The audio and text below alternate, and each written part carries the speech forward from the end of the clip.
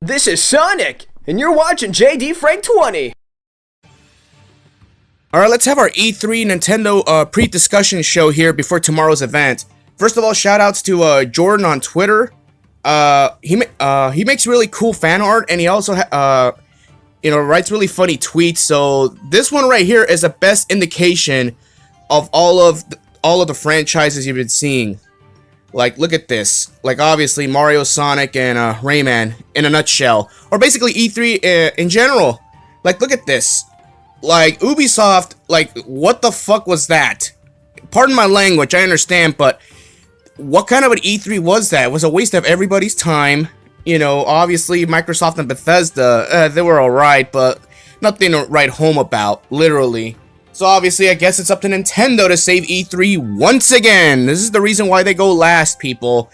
And right now, we're just trying to realize what is Nintendo's plan gonna be. You know, it's a 40-minute direct, obviously, 10 minutes from the last crappy direct we had back in February. Now, I understand, you know, what's most likely gonna be showcased. We've been hearing rumors about this, that. Is the Switch Pro gonna come out? It's not gonna be a Switch Pro. I highly doubt it.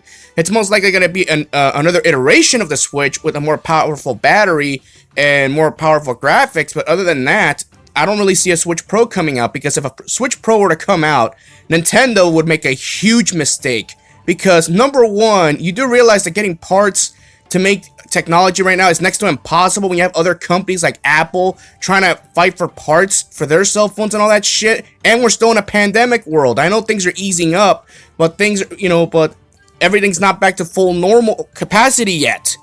And not only that, but also you're also going to alienate the over 80 million Switch owners who's saying, what the hell is this? So if a game comes out for the Switch Pro, or not the Switch Pro, whatever the hell this new Super Switch, whatever the hell it's called, yeah, make a meme about that, seriously.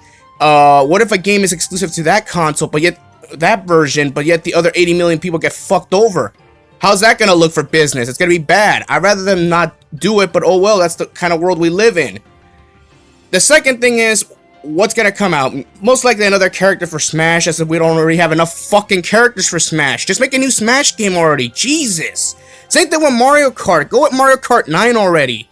I'm on Nintendo. Do something, Forgotten Country. Get to work on these games. Seriously, man. I'm sick and tired of always seeing Mario Kart 8 Deluxe. You know, you're probably saying, like, it's a game from the Wii U era, only it's been upscaled, and all they keep adding is DLC to make the game last longer. Bullshit! It's 2021, give us Mario Kart 9 already, enough already.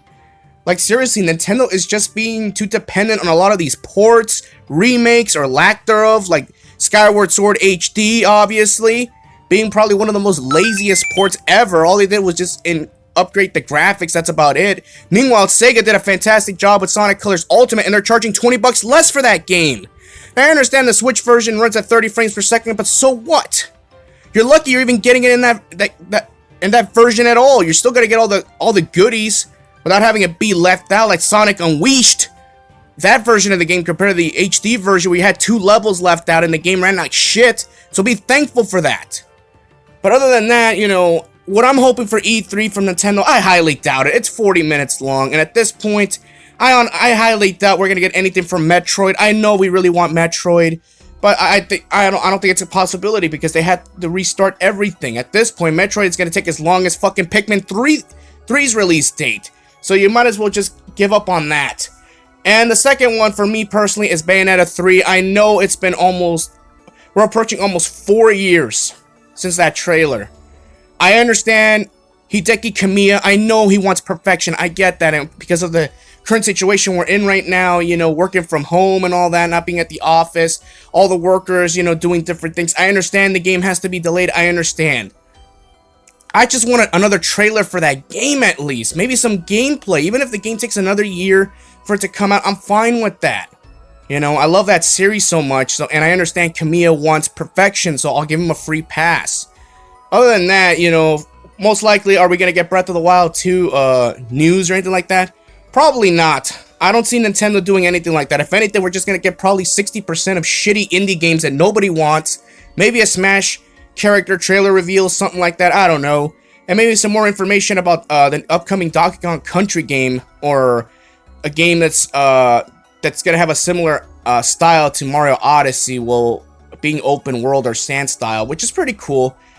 Yeah, and you just feel bad for Rayman. You feel bad for Banjo. Like, you know, like, they just look like, what the hell, man? My company treats me like shit.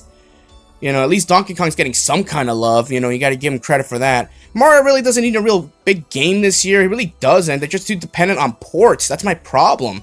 I honestly think the next Mario game, whether it's Odyssey 2, Galaxy 3, which I would like, or whatever, is gonna come out for the next version of the Switch, the real meat and potatoes of the Switch, probably in 2022 or 2023 at this point. Because, like, seriously, Nintendo is just so comfortable right now, and with the lack of PlayStation 5s being available to the public, Nintendo could just, you know, just cruise their way to #1. They could just make sales or hardly doing little to no effort, giving to little to no discounts, and they're still gonna win. You know, that's another thing too. Nintendo doesn't discount their games because they don't really have to. They just keep porting the same games over and over, and they want full price because those games hold up in value. That's why. Other companies really can't do that. You know, where a game, oh, your value hasn't been the same, but whatever. Let me know what y'all think. Like, what are your thoughts on E3 for Nintendo? Like, what do you think? What do you want to come out? You think, you know, we're gonna get Breath of the Wild 2, most likely? You know, for me, I'm being a realistic person, just going with low expectations. That's all I ask. Other than that, I gotta go. Peace out.